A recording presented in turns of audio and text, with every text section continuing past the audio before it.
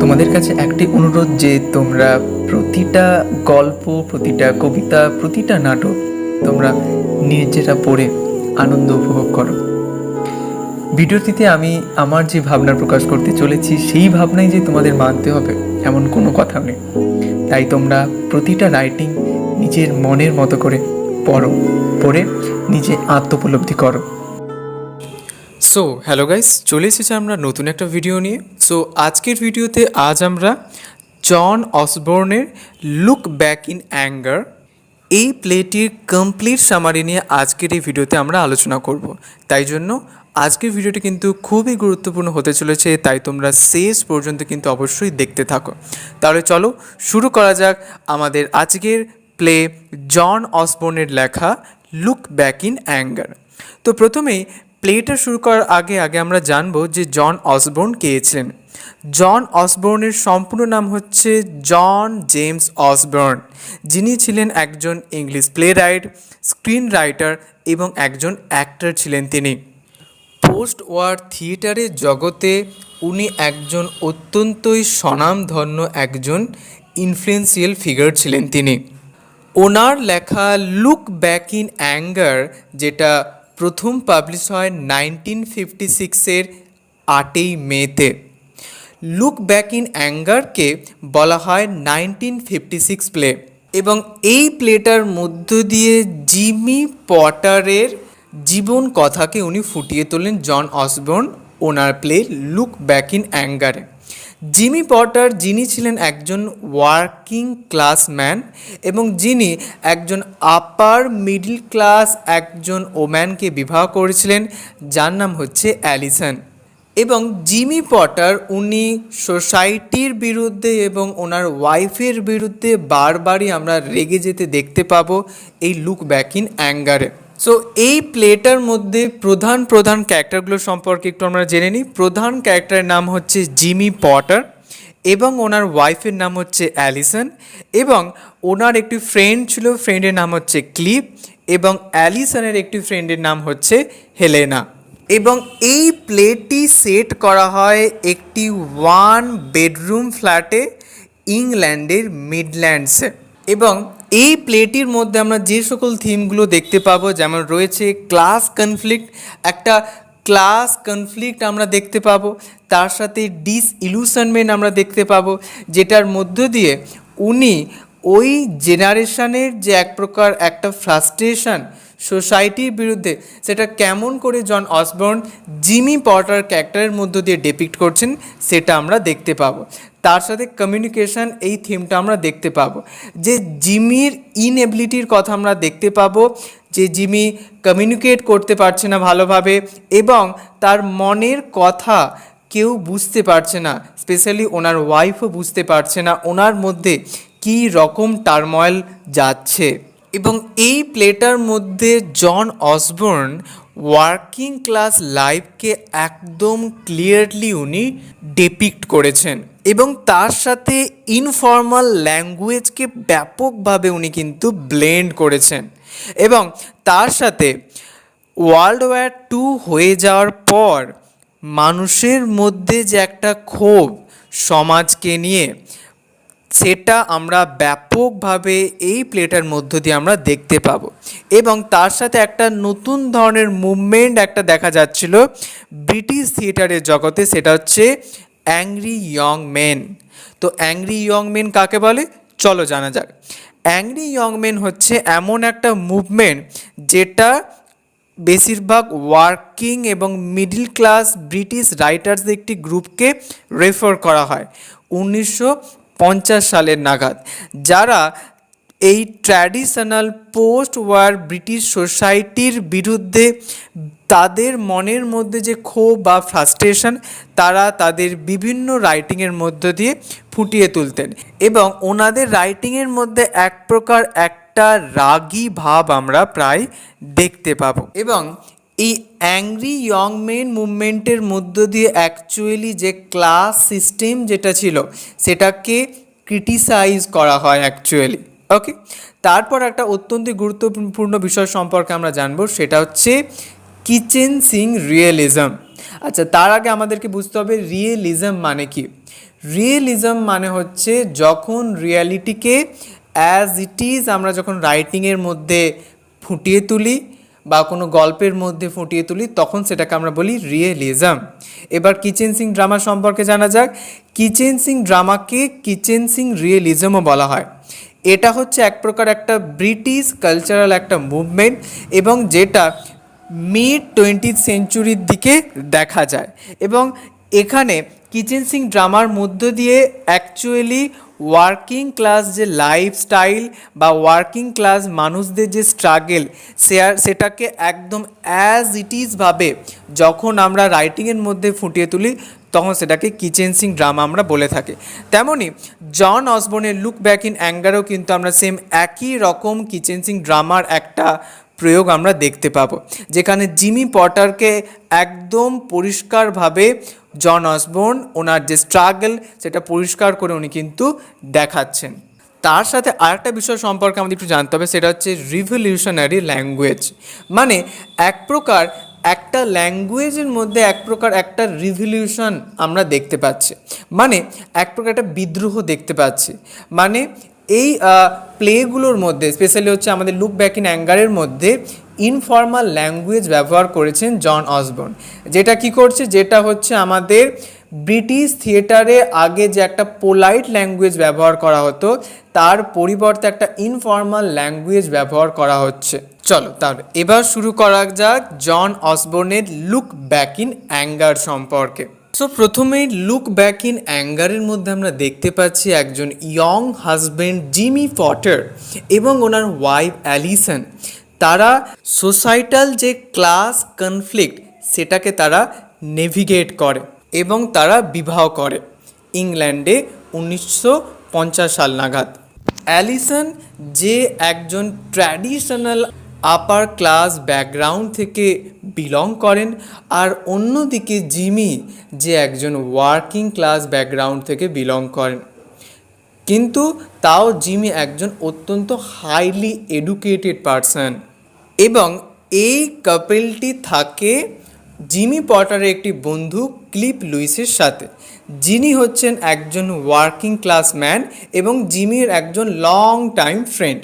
তো এবার সিনটা শুরু হচ্ছে রবিবারের সকালবেলা অ্যাপার্টমেন্ট থেকে, যখন অ্যালিসন তার যে ক্লোথ যেগুলো সে আয়রন করছিল, তখন ক্লিপ এবং জিমি তারা নিউজ পেপার পড়ছিলেন।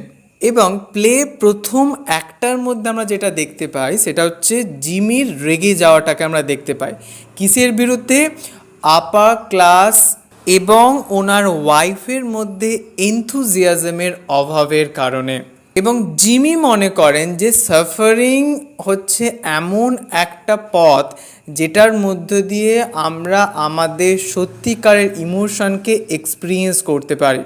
কিন্তু জিমির মতে অ্যালিসন যেহেতু একটা আপার ক্লাস সোসাইটি থেকে বিলং করে, সো অ্যালিসনের মতো বাকি অন্যান্য আদার আপার ক্লাস পিপলরা তারা যেন জীবন্ত নয়, কারণ তারা কোনোদিনও আসল ইমোশনকে তারা কোনোদিনও এক্সপিরিয়েন্স করেনি, বিকজ তারা কোনোদিনও কোনো কিছুতে সাফারই করেনি। সেই জন্য তারপরে জিমি এক প্রকার একটা নস্টালজিক ফিলিংয়ের মধ্যে প্রবেশ করে, যেখানে সে ব্রিটেনের কথা মনে করে, অতীতে ব্রিটেনের কথা, যখন এই কান্ট্রির অনেক পাওয়ার ছিল। এবং তারপরে কি হয়, জিমি অ্যালিসনকে ইনসাল্ট করতে থাকে, স্পেশালি তার ফ্যামিলিকে ইনসাল্ট করতে থাকে। এবং জিমি বলতে থাকে যে উইমেনরা মেনদেরকে ডিস্ট্রয় করার জন্যই বেরিয়েছে। তারপর জিমির বন্ধু ক্লিপ জিমিকে উৎসাহিত করার জন্য ক্লিপ কি করে, আরও বেশি বন্ধুর সাথে ঠাট্টা তামাশা বিদ্রূপ করা শুরু করে। এবং দুইজনে এত মজার মধ্যে রয়েছে এবং এত ঠাট্টা তামাশা করছে, এবং হঠাৎ করে কি হয়, অ্যালিসনের যে আয়রনিং বোর্ড তার উপরে পড়ে যায় এবং কি হয়, অ্যালিসনের হাতটা পুড়ে যায়। এবং তারপরে জিমি অ্যাপোলাইজ করে। তারপর অ্যালিসন বলে তুমি এখান থেকে বেরিয়ে যাও, এবং তারপরে কি হয়, জিমি বাড়ি থেকে বেরিয়ে গেল। এবং তারপরে ক্লিপ অ্যালিসনকে সহায়তা করে ওই যে জায়গাটা পুড়ে গেছে সেখান থেকে একটু শুশ্রূষা দেওয়ার জন্য।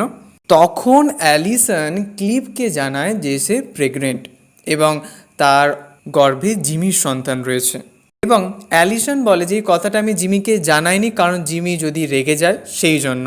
এবং তখন ক্লিভ অ্যালিসনকে বলে যে জিমি তোমাকে খুব ভালোবাসে। After that Clive kisses Allison এবং তারপরে Jimmy enters while they are kissing. এবং তারপরে কি হয়, তারপরে ক্লিভ বেরিয়ে পড়ে কিছু সিগারেট আনার জন্য। তারপরে অ্যালিসন এবং জিমি এক প্রকার একটা টেন্ডার মুভমেন্ট তারা একে অপরের সাথে শেয়ার করে এবং তারা বিয়ার এবং স্কুইরেল গেম খেলা শুরু করে। এটা অত্যন্ত একটা গুরুত্বপূর্ণ খেলা এবং এই খেলায় তারা অ্যানিমেলের মতো ভান করে। তারপরে ক্লিভ ফেরে এবং ফেরে বলে যে হেলিনা চার্লস, যিনি হচ্ছেন অ্যালিসনের একজন ফ্রেন্ড, সে কলে রয়েছে। এবং হঠাৎই জিমির মুড অন্ধকারে পরিপূর্ণ হয়ে যায়। এবং যখন অ্যালিসন বলে যে হেলেনা আমাদের সাথে থাকবে, তখন জিমি চিৎকার করে ওঠে। এবং তখন জিমি বলে যে অ্যালিসনেরও এমন একটি সন্তান হোক যা মারা যাবে, যাতে সে সত্যিকারের কষ্ট অনুভব করতে পারে। তো এরকম একটা কথা জিমি তখন বলে। তারপরে সেকেন্ড অ্যাক্ট শুরু হচ্ছে, যেখানে হেলেনা এবং অ্যালিসন তারা ওম্যানলি ডিউটিস, বাড়ির যে ওম্যানলি ডিউটিস, সেটাকে তারা একে অপরের সাথে শেয়ার করছে। যখন জিমি অফ স্টেজে একটি ট্রাম্পেট বাজাচ্ছে, তখন অ্যালিসন হেলেনাকে তার জিমির সাথে থাকা প্রথম কটি মাসের অভিজ্ঞতা জানায়, যে তারা ওনার ওয়ার্কিং ক্লাস ফ্রেন্ড হিউ টেনার ওনার সাথে থাকতেন এবং সময় কাটাতেন অ্যালিসনের আপার ক্লাস ফ্রেন্ডদের কিছু পার্টির মধ্য দিয়ে। তো তারপরে হেলেনা তখন বলে যে তাহলে অ্যালিসন তুমি কেন বিবাহ করলে জিমিকে? তখন অ্যালিসন বলছে যে অ্যালিসনের মা এবং ওনার যে ফাদার কলোনেল রেডফার্ন, ওনারা ডিসঅ্যাপ্রুভ করেছিলেন জিমি এবং অ্যালিসনের বিবাহর কথা। তো তখন জিমি বলে যে যাই হয়ে যাক আমি বিবাহ করবই, তো যার জন্য বিবাহ করা হয়। তারপরে কি হয়, জিমি এবং ক্লিভ তারা খেতে আসে এবং সেদিনের পরে হেলেনা এবং অ্যালিসন একসাথে গির্জায় যাচ্ছে এবং জিমিও নিশ্চিত হয়ে যায় যে হেলেনা অ্যালিসনকে তার কাছ থেকে কেড়ে নিতে এসেছে। তারপরে জিমি কী করে, অ্যালিসনের মায়ের বিরুদ্ধে অকথ্যভাবে বিভিন্ন ইনসাল্ট করতে থাকে। তো তখন হেলেনা জিমির সাথে কথা বলার চেষ্টা করে, কিন্তু সে ব্যর্থ হয়। তো তখন জিমি জিজ্ঞাসা করে যে সে কি কখনো কাউকে মরতে দেখেছে? তখন জিমি বলে যে আমি দেখেছি আমার বাবাকে মরতে। বাবা ক্ষত বিক্ষত হয়ে গিয়েছিলেন স্প্যানিশ সিভিল ওয়ার চলাকালীন, যখন আমার বয়স শুধুমাত্র 10 বছর ছিল। এবং বলছে যে তোমাদের থেকে আমি এই ঘটনাটা এক্সপিরিয়েন্স করার মধ্য দিয়ে আমি জীবন সম্পর্কে আরও অনেক কিছু জানি, যেটা হেলেনা এবং অ্যালিসন তোমরা জানো না। এবং এই সিনের এন্ডে জিমি কী করে, জিমি বেরিয়ে পড়ে টেলিফোন নেওয়ার জন্য এবং সে যখন চলে যায় তখন হেলেনা অ্যালিসনকে বলে যে আমি তোমার বাবা কলোনেল রেডফার্নকে একটা মেসেজ করেছি এবং তোমাকে নিয়ে যাওয়ার জন্য অ্যালিসন। তখন অ্যালিসন কোনো কিন্তু প্রোটেস্ট করে না এবং জিমি যখন ফিরে আসে, জিমি বলে যে হিউয়ের মা, যে শ্রমিক শ্রেণীর মহিলা, তাকে তার মিষ্টির দোকানে রেখেছিলেন এবং যার প্রতি তার গভীর ভালোবাসা রয়েছে এবং তিনি স্ট্রোকে মারা যাচ্ছেন। তখন জিমি অ্যালিসনকে বলে যে তুমি কি আমার সাথে হসপিটালে যাবে? এবং তখন অ্যালিসন বলে না, আমি চার্চেই যাব। তো তারপর জিমি কী হয়, ওই স্টেজের মধ্যে একাকিত্বে দাঁড়িয়ে থাকে। তারপরে নেক্সট সিনে যেখানে আমরা দেখতে পাবো কলোনেল রেডফার্ন, উনি অ্যালিসনকে হেল্প করছে ওখান থেকে নিয়ে যাওয়ার জন্য। সে প্রকাশ করে যে সে মনে করে যে সে এবং অ্যালিসনের মা জিমির সাথে তার বিবাহের প্রতি খুব তীব্র প্রতিক্রিয়া দেখিয়েছিলেন এবং জিমির তাদের উপর রাগ করা ঠিকই ছিল। তিনি আরও বলেন যে তার এবং অ্যালিসনের মধ্যে নিরপেক্ষ থাকার এবং কোনো বিষয়ে দৃঢ় অবস্থান না নেওয়ার উচিত ছিল। এবং এই কথাটা শুনে অ্যালিসন খুব অবাক হয়ে যায়। তারপরে হেলেনা আসে এবং অ্যালিসন ডিসাইড করে সে চলে যাবে এবং তখন সে ক্লিভকে গুড বাই জানায় এবং হেলেনা এখানে রয়ে যায় কারণ তার অন্যান্য দিন পরবর্তী দিনগুলোয় কিছু কাজ রয়েছে সেই জন্য। সো অ্যালিসন এবং কলিন রেডফোর্ন তারা সেখান থেকে বেরিয়ে যায়। ক্লিফও এদিকে খুব রেগে যায় কারণ হেলেনা তাদের জীবনকে এলোমেলো করে দিয়েছে। এবং তারপর জিমি ফিরে আসে এবং জিমি তখন আরও বেশি রেগে যায় কারণ অ্যালিসন তার বাবার সাথে চলে গেছে সেই জন্য। তারপরে হেলেনা একটি লেটার দেয় যেখানে অ্যালিসন তার এরকম একটা ডিসিশন নেওয়ার কী কারণ সেটা লেখা আছে। এই লেটারটি হেলেনা জিমিকে দেয় এবং হেলেনার পোলাইট ল্যাঙ্গুয়েজের জন্য জিমি খুব রেগে যায়। তারপর হেলেনা বলে যে অ্যালিসনের গর্ভে একটি সন্তান রয়েছে এবং জিমি তারপর বলে যে এই খবরে সে আবেগ আপ্লুত নয় এবং হেলেনাকে অপমান করে এবং তারপর হেলেনা একটা ঠাস করে জিমিকে আঘাত করে এবং জিমি এক প্রকার একটা ডেসপেয়ারের মধ্যে হারিয়ে যায়। তারপরে হেলেনা কিসেস হিম প্যাশনেটলি এবং এইভাবে একটা শেষ হয়। তারপরে সিনটা শুরু হয় কিছু মাস পর, যেটা একদম অনেকটা আমাদের অ্যাক্ট নাম্বার 1-এরই মতো। কিন্তু এখানে হেলেনা যে আয়রন করছে এবং জিমি এবং ক্লিভ নিউজ পেপারের আর্টিকেল নিয়ে ডিসকাস করছে এবং ক্লিভ তার জামাটিকে নোংরা করে ফেলেছে এবং যার জন্য হেলেনা সেটাকে পরিষ্কার করতে চায় এবং যখন হেলেনা ওই স্টেজ যখন বেরিয়ে যায় তখন ক্লিভ জিমিকে বলে যে সে চলে যাবে। জিমি ভাবছে যে কেন সে সবসময় পুরুষ বন্ধুত্বের চেয়ে নারীদের বেছে নেয়, যদিও সে হেলেনার চেয়ে ক্লিভের সঙ্গকে বেশি মূল্য দেয়। তারপরে হেলেনা জামাটি নিয়ে ফিরে আসে এবং ক্লিভ বেরিয়ে পড়ে তার জামাটিকে শুকনো করতে তার রুমে। তখন হেলেনা জিমিকে বলে সে জিমিকে ভালোবাসে এবং জিমি বলে যে তুমি কোনোদিনও আমায় ছেড়ে যেও না, হেলেনাকে বলে। তো তখন অ্যালিসন দরজার কাছে দাঁড়িয়ে রয়েছে এবং খুব অসুস্থ রয়েছে। তারপরে সিনটা শুরু হচ্ছে কিছু মিনিট পর, যেখানে জিমি তার অফ স্টেজের ট্রাম্পেটটা মানে একটা মিউজিক্যাল ইনস্ট্রুমেন্ট সে বাজাচ্ছে। অ্যালিসন হেলেনাকে বলে যে সে তার উপর রাগ করে না এবং নতুন দম্পতিকে ভাঙার চেষ্টাও করে না। তবে হেলেনা বলেন যে অ্যালিসনের উপস্থিতি তাকে মনে করিয়ে দিয়েছে যে সে যা করছে তা ভুল। অ্যালিসনেরও গর্ভপাত হয়েছে এবং হেলেনা এটিকে তার সম্পর্কের উপর একটি বিচার বলে মনে করে। তিনি জিমিকে ফোন করেন এবং তাকে বলেন যে তিনি চলে যাচ্ছেন। জিমি বলেন যে তিনি সবসময় জানতেন যে হেলেনা সত্যিকারের ভালোবাসার জন্য যথেষ্ট শক্তিশালী নন, যার জন্য পেশি এবং সাহসের প্রয়োজন, এবং হেলেনা চলে যায়। অ্যালিসন ক্ষমা চায় এবং জিমি বলে যে হিউয়ের মায়ের কাছে ফুল পাঠানো উচিত ছিল এবং তার সাথে তার প্রথম সাক্ষাতের কথা মনে আছে, যখন সে ভেবেছিল যে হিউ আত্মার এক অসাধারণ প্রশান্তি পেয়েছে। এটি কেবল আত্মতুষ্টিতে পরিণত হয়েছিল, সে বলে। অ্যালিসন তারপর কাঁদতে কাঁদতে তাকে বলে যে তাদের সন্তান হারানোর ফলে সে বুঝতে পেরেছে যে সে এতদিন ধরে তার কাছে কতটা আবেগের গভীরতা চেয়েছিল। সে তাকে বলে যে সে দুর্নীতিগ্রস্ত এবং নিরর্থক হতে চায় এবং তার পায়ে লুটিয়ে পড়ে। জিমি তাকে এভাবে দেখতে সহ্য করতে পারে না এবং তাকে সাহায্য করার জন্য হাঁটু গেড়ে বসে।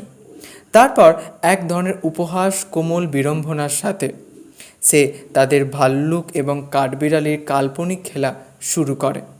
বেচারা কাঠবিড়ালি, সে অ্যালিসনকে বলে এবং সে উত্তর দেয় বেচারা বেচারা ভাল্লুক, অর্থাৎ পুওর বিয়ার্স। এই বলে জন অসবর্নের লুক ব্যাক ইন অ্যাঙ্গারের সমাপ্তি হয়।